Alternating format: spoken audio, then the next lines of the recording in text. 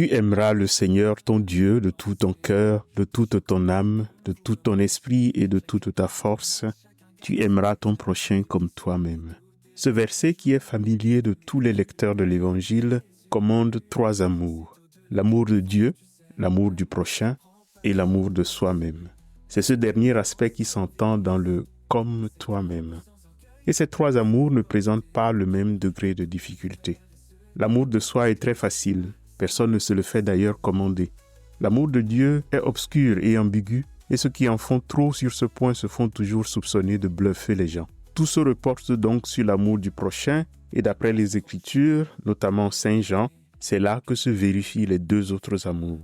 C'est, pour ainsi dire, l'épreuve reine des Olympiades du royaume des cieux, parce qu'il suffit d'y regarder de près pour voir que ce n'est pas vers là que nous pousse notre naturel. Mais bon, en même temps, si c'était naturel, ça ne serait pas une vertu théologale. Voilà pour l'intro, voici pour l'Évangile. Marc chapitre 12, versets 28 à 34. En ce temps-là, un scribe s'avança vers Jésus pour lui demander « Quel est le premier de tous les commandements ?» Jésus lui fit cette réponse « Voici le premier. Écoute, Israël, le Seigneur notre Dieu est l'unique Seigneur. Tu aimeras le Seigneur ton Dieu de tout ton cœur, de toute ton âme, de tout ton esprit et de toute ta force. Et voici le second, tu aimeras le prochain comme toi-même. Il n'y a pas de commandement plus grand que cela. » Le scribe reprit, « Fort bien, maître, tu as dit vrai. Dieu est l'unique et il n'y en a pas d'autre que lui.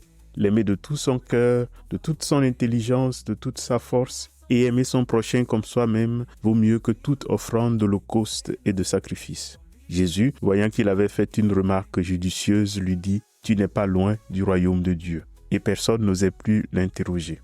Commençons donc par l'amour du prochain. Chesterton disait, l'Évangile recommande à la fois d'aimer son voisin et d'aimer l'ennemi, parce que souvent ces 2 sont la même personne. Sont aimables le voisin serviable, le collaborateur sociable, le compagnon de soirée amusant, le partenaire de jeu loyal, la partenaire de danse élégante, et ainsi de suite. Mais quand l'Évangile parle d'aimer son prochain, ce n'est pas de celui-là qu'il s'agit. Le prochain évangélique n'a rien de ce voisin idéal. Le prochain dont il s'agit dans l'Évangile est d'une espèce plus difficile. C'est celui qui arrive au mauvais moment, comme dans la parabole de l'ami important. Il sonne à votre porte pour vous demander un service au moment exact où vous espériez un peu de paix. Il ne vous consulte que quand il a besoin de quelque chose et jamais pour le plaisir de la conversation. Il est de ces personnages qui semblent guetter la moindre occasion pour vous gâcher la journée. Jésus le dit clairement dans l'Évangile. Si vous aimez ceux qui vous aiment, que faites-vous d'extraordinaire? Ce qu'il s'agit d'aimer, c'est donc ceux qui ne vous aiment pas. Ce prochain qui vous a giflé, à qui vous avez tendu l'autre jour par amitié et par conseil évangélique et qui vous a mis une seconde correction bien appliquée. C'est lui qu'il faut aimer. Saint Paul dit dans l'Épître aux Romains qu'il est déjà difficile de supporter les amis gentils, de mourir pour un juste. De là à donner sa vie pour un con, oui, mais le prochain est toujours un con. C'est d'ailleurs pourquoi je pense que le prochain, le vrai prochain, nous ne le rencontrons pas tous les jours. Heureusement d'ailleurs, les autres ne sont pas cons tous les matins. Par exemple, mon conjoint n'est pas mon prochain tous les matins. Il y a les jours nombreux où il est aimant, attentif, cajoleur et me fait sourire. Ces jours-là, il est tout sauf mon prochain. C'est le matin ou le soir où il m'énerve, où j'ai envie de le gifler, de lui crever les yeux. C'est soudain là qu'il devient mon prochain. Et l'amour naturel prend alors la direction de la charité.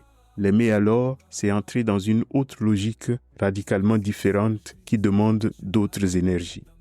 De cette première évidence, il faut aller à une deuxième. La logique de la charité qui doit compléter et accomplir la logique de l'amour, souvent ne nous plaît pas. Notre pente naturelle, c'est l'égoïsme. Et d'ailleurs, toutes les sagesses à 3 balles nous le disent et nous y encouragent. L'homme est un loup pour l'homme. Si on lance un caillou en l'air, protège ta tête en premier. Bref, éviter les engagements profonds afin d'écarter la déception de découvrir un beau matin, un peu tard, que la confiance qu'on avait accordée était trop naïve. On se contente alors d'accorder des sourires de façade, de rester poli tout en gardant ses distances, de s'épargner les complications inutiles. Et il faut se garder de trop vite condamner ce petit égoïsme de salon, car il contient une part de bon sens et de vérité. Aimer pleinement, c'est devenir radicalement vulnérable, comme on l'a dit et redit les dimanches derniers. Contre ce risque, l'instinct de conservation est aussi un don de Dieu. Répétons-le donc, parfois c'est vital, c'est bien et c'est admirable. Pourtant, car il y a un pourtant donc, Si cette logique a ses mérites, elle finit vite par montrer ses limites. En fait, à force de prudence, à force de se méfier, s'engager à fond devient impossible, même dans les relations les plus importantes. L'engagement, notamment celui du mariage, en est un exemple. Comment pourrait-on envisager de se livrer entièrement à l'autre si on garde cette méfiance en réserve? Comment aimer vraiment si l'on reste un pied dedans, un pied dehors, si le jour du mariage on prévoit déjà tout ce qui pourrait arriver dans un contrat de 153 pages? Il y a peut-être une piste pour sortir de ce dilemme. L'égoïsme que je viens de décrire est un égoïsme à moitié. Il a toujours un pied dedans et un pied dehors. Pour commencer à voir ce que c'est que l'amour du prochain, je pense qu'il faut être égoïste à fond. Il faut non seulement s'aimer soi-même, mais comprendre comment on s'aime et pourquoi on s'aime comme on s'aime. Au philosophe athée Jean-Paul Sartre qui disait « l'enfer c'est les autres », le philosophe chrétien Gabriel Marcel répondit « les autres, hélas, c'est nous-mêmes ». L'amour du prochain est impossible si l'on regarde le prochain, car le prochain est toujours un enfer potentiel. C'est soi-même qu'il faut regarder. Ou pour le dire autrement, le prochain qu'il s'agit d'aimer, c'est d'abord moi-même. En réalité, nous passons le plus clair de notre vie dans notre propre compagnie, à constater chaque faiblesse, chaque petit échec, et à faire pourtant preuve d'une patience impressionnante face à nos propres idioties. Nous passons nos journées à nous répéter à nous-mêmes, consciemment ou non, « Kofi, tu as encore gaffé aujourd'hui. Tu n'es pas parfait, mais je n'ai que toi. » Et on s'embrasse tendrement avant d'aller au lit. Ce que j'appelle ici l'égoïsme à fond, l'égoïsme qui se concentre sur soi-même sans négliger aucun détail, sans négliger aucun défaut, l'égoïsme qu'il faudrait appeler l'égoïsme lucide, c'est celui qui nous pousserait à nous regarder vraiment et à reconnaître que nous sommes le champion du monde de l'amour des cons quand ce con, c'est nous-mêmes. Que derrière ce que nous montrons aux autres, il y a en nous un prochain que nous n'aurions pas aimé si c'était un autre. L'égoïsme, c'est le fait que malgré ses péchés, nous continuons d'être gentils, doux, tolérants, miséricordieux envers nous-mêmes. L'écrivain C.S. Lewis écrivait « Je me souviens que des instituteurs chrétiens nous disaient il y a longtemps que je devais haïr les actes d'un homme mauvais, mais pas l'homme lui-même. » Ou comme il le disait « haïr le péché, mais pas le pécheur. » J'ai toujours pensé que cette distinction était stupide. Comment pouvait-on haïr ce qu'un homme avait fait sans haïr l'homme lui-même? Mais des années plus tard, il m'est apparu qu'il y avait un homme envers qui j'avais fait cela toute ma vie, à savoir moi-même. J'avais beau détester ma lâcheté, mon orgueil ou ma cupidité, je continuais à m'aimer. Il n'y a jamais eu la moindre difficulté à ce sujet. C'est justement parce que je m'aimais que j'étais désolé de constater que j'étais le genre d'homme qui faisait de telles bêtises. En racontant tout ça, je veux en venir à ceci. Cet amour de soi-même, cet égoïsme à fond, fait de petites indulgences, peut devenir une porte, ou peut-être est la seule porte vers l'amour du prochain. Une fois que l'on s'est rendu compte combien de fois on a essayé de s'améliorer soi-même sans y parvenir, alors par un étrange retournement, l'autre devient soudain notre reflet. Celui des faiblesses qui refusent de partir, des blessures un peu enfouies et des maladresses si banales. En tant que prêtre, j'ai commencé à découvrir le visage de ce prochain et les logiques de son amour au confessionnal. Je reçois des personnes au confessionnal que j'aurais enviées si je les avais rencontrées dans la rue. Puis ils déballent tout devant Dieu en me prenant à témoin quelquefois gêné. J'ai arrêté d'envier, mais la plus grande leçon, c'est que je me rends compte de ceci. Il y a très peu de personnes qui s'abandonnent à la bêtise. La plupart, la majorité d'entre nous, fait des efforts colossaux.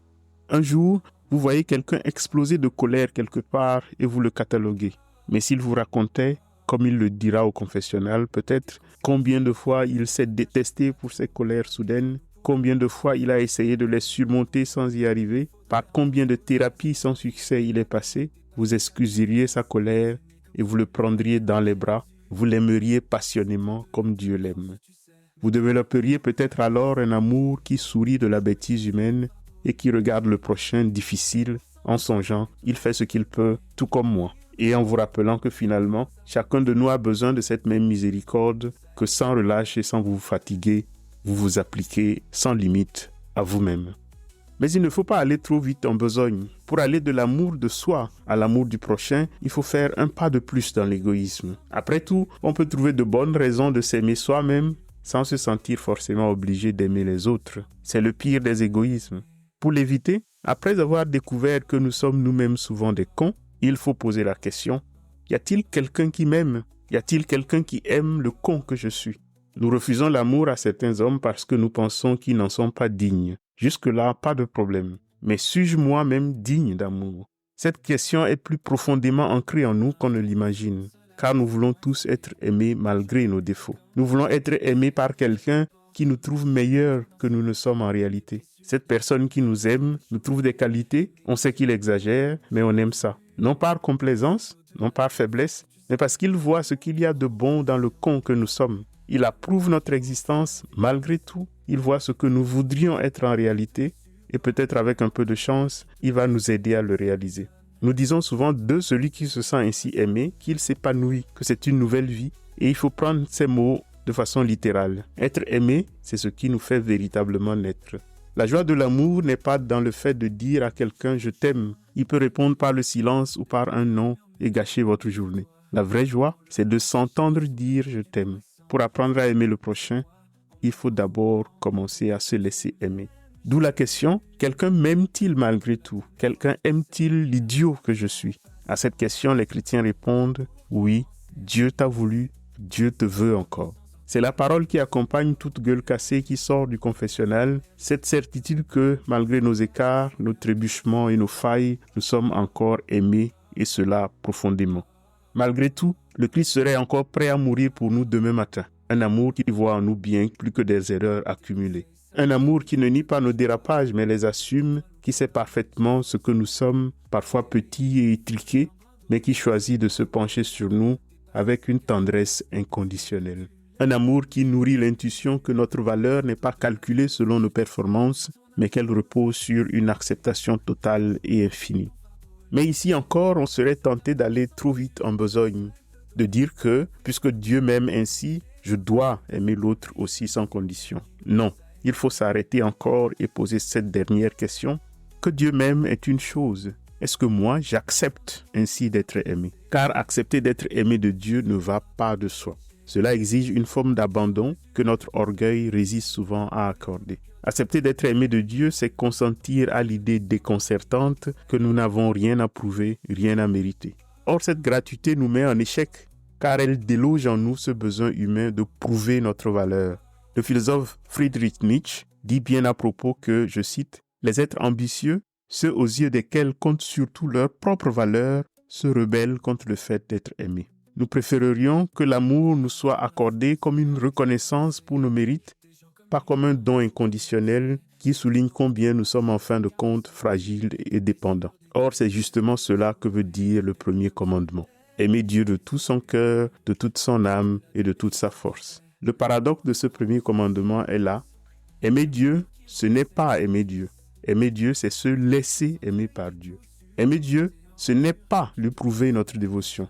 Aimer Dieu, c'est accepter de recevoir la sienne. Aimer Dieu, le verbe à la forme active, c'est accepter son amour, qui est à la forme passive. Un amour qu'il ne s'agit pas de donner, mais de consentir à accueillir. C'est seulement au moment où nous avons ainsi reconnu notre petitesse, notre condition de créature, que peut-être l'amour devient possible. Qui suis-je pour qu'il m'aime ainsi et que puis-je faire pour lui rendre grâce pour cet amour? La réponse, c'est « aime ton prochain ». Dieu n'attend rien de toi en retour vers lui, mais il attend tout de toi en direction du prochain, surtout lorsqu'il devient pénible. L'amour du prochain devient alors une action de grâce à Dieu. C'est pour cette raison que l'amour de Dieu est le plus grand commandement. Le premier, l'indépassable, et que l'amour du prochain, à commencer par soi-même, lui est si étroitement lié. On peut maintenant conclure par là où on avait commencé, à savoir l'amour du prochain. Oui, le prochain est toujours un con, c'est pour ça qu'il faut l'aimer. C'est toujours un idiot, et c'est moi-même. L'aimer ne veut pas toujours dire qu'il faut être gentil avec lui. Parfois, lui tirer les oreilles, c'est lui vouloir du bien. L'Épître aux Hébreux, chapitre 12, verset 8, dit que si on ne tire pas les oreilles à quelqu'un, c'est qu'il n'est pas un fils, mais un bâtard dont personne ne se préoccupe. Autrement dit, l'amour peut tirer les oreilles, ce qui veut dire qu'il continue de vouloir du bien. L'amour du prochain prend alors plusieurs sens et significations différentes. D'une part, j'aime le prochain malgré sa gueule sale parce que je suis moi-même aimé malgré ma gueule tordue. Il faut l'avouer, je ne suis pas un puits sans fond. J'ai mes limites, mon seuil de tolérance qui peut être plus ou moins élevé. Mais reconnaître que le seuil de tolérance de Dieu à mon égard est sans fin, cela peut devenir une source d'encouragement. Mon amour du prochain peut alors, d'autre part, se nourrir de gratitude. C'est la parabole du serviteur ingrat. Ce que le maître aurait voulu, c'est juste que, ayant été acquitté de 60 millions de francs de dette, il soit assez reconnaissant pour remettre les 100 balles de dette à son confrère qui était endetté envers lui. L'autre n'est plus forcément aimé pour ses mérites, mais pour et à cause de Dieu. Mais on pourrait trouver une autre raison. C'est que le prochain qui est soudain là, mis sur ma route, vous pourriez vous retrouver un jour seul avec lui au paradis. Imaginez votre tête de l'avoir méprisé. C'est la parabole du riche et du pauvre Lazare, et vous connaissez trop bien l'histoire pour que je sois obligé de la raconter ici. Les Italiens ont une belle formule pour dire « je t'aime ». « Ti voglio bene » contradit souvent « je te veux du bien ». Je laisse la dispute aux connaisseurs d'italien, mais il m'arrive de traduire plus radicalement « je te veux bien ». Je te veux, tout simplement. Aimer le prochain, aimer l'autre dans ce sens, c'est toujours un acte de volonté. Je suis content qu'il existe quelqu'un comme toi. Je veux être de ton côté pour qu'il puisse continuer à exister quelqu'un comme toi. Je rends grâce à Dieu d'avoir eu l'idée de te créer. Il est bon que tu existes alors même que tu viens de me casser la gueule. C'est, quelle que soit la situation, ne pas se laisser aller à croire ou à imaginer que le prochain n'est pas digne d'avoir été créé par Dieu. C'est pourquoi on peut même oser en définitive dire ceci. Aimer le prochain, c'est aider Dieu à continuer à le créer et à l'engendrer. C'est ce que semble dire Josef Pieper dans cette citation avec laquelle je vous laisse aujourd'hui. À dimanche. Il n'empêche que tout amour tourné vers une personne, c'est bon qu'il y ait quelqu'un comme toi, est répétition de l'amour créateur du Créateur par l'assentiment duquel tous les êtres, cette personne que j'aime aussi, tirent leur existence. Cependant, mon amour n'aura pas à se manifester en réalisant mentalement et en conscience la répétition de l'acte de la création, mais au contraire dans l'extrême banalité d'un coup de main concret, d'un bonjour, d'un remerciement affable, d'un sourire, voire d'un bougonnement où pointe la bonne humeur. Et bien sûr, selon les conseils infiniment difficiles à appliquer malgré leur simplicité que nous fournit le Nouveau Testament, ne pas être envieux, ne pas fanfaronner, ne pas se réjouir de l'injustice, ne garder aucune rancune du mal, etc. Il nage dans la foule seul avec ses pensées. Des gens comme lui, comme vous, comme on sait. Chacun porte un masque, chacun garde un secret. Des blessures, des doutes, des rêves échoués. Aimer comme tu l'aimes, Jésus. C'est au-delà de mes forces, tu sais. L'amour qui prend patience, l'amour qui rend service. Cet amour sans orgueil qui tout supporte et endure, qui tout espère et se donne. C'est toi, Seigneur, toi seul.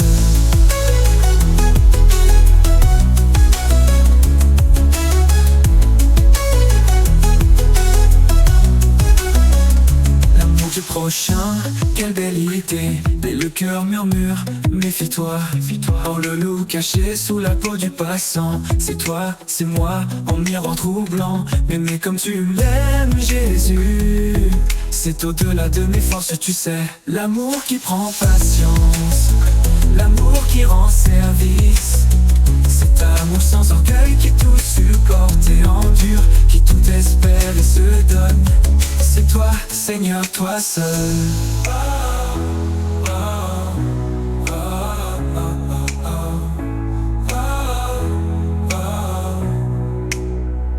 Conseils sages lui disent ne t'attache pas trop. L'homme est un loup pour l'homme, sois fort, sois clos. Pour aimer, il faudrait un brin d'audace. La folie de la croix, dépasser sa carcasse. Nous aimer comme tu l'aimes, Jésus. C'est au-delà de mes forces, tu sais. Mais ton amour nous a précédés. Ton joug est facile, ton fardeau léger. Cet amour sans mesure que toi seul peux donner. Viens ouvrir nos cœurs durs et défier nos armures. C'est en lui que nous sommes, lui qui nous pousse à aimer.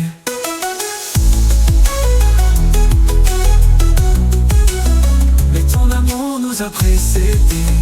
Ton joug est facile, ton fardeau léger. Cet amour sans mesure que toi seul peux donner. Viens ouvrir nos cœurs durs et défier nos armures. C'est en lui que nous sommes, lui qui nous pousse à aimer.